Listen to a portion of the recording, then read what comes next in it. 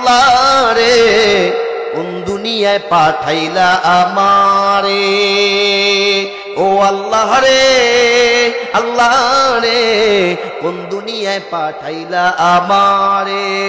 বর্তমানের পোলা মাইয়া সমান সমান বাপ, লম্বা চুল কাটিয়া তারা মাথায় লাগায় ক্যাপ, আল্লাহ রে কোন দুনিয়ায় পাঠাইলা আমারে, ও আল্লাহ রে আল্লাহ রে কোন দুনিয়ায় পাঠাইলা আমারে।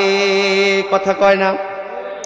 জিন্সের প্যান্ট শার্ট পরিয়া রাস্তায় হাইটা যায়, পোলা না মাইয়া তারে চেনা বড় দায়, আল্লাহ রে কোন দুনিয়ায় পাঠাইলা আমারে, ও আল্লাহ রে আল্লাহ রে কোন দুনিয়ায় পাঠাইলা আমারে। কথা বলেন ঠিক কিনা?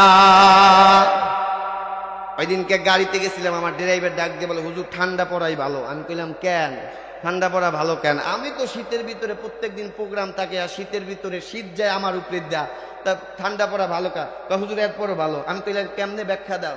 এবার ডাক দিয়ে বলতেছে, হুজুর আমাদের দেশের নারীদের যে অবস্থা আছে, এরা এখন বর্তমানে ওড়না পরে না, খালি একটা কোন রকম কাপড় পইরা একটা থ্রি পিস পইরা মাঠে নামে। এই শীতের কারণে শীতকে প্রোটেক্ট দেওয়ার জন্য অন্তত পক্ষে একটা চাদর তো পরে। আমি কইলাম তাইলে ঠিক আছে, তাইলে কি আছে? এই জন্য মা বোনদের উদ্দেশ্যে বলছি, মা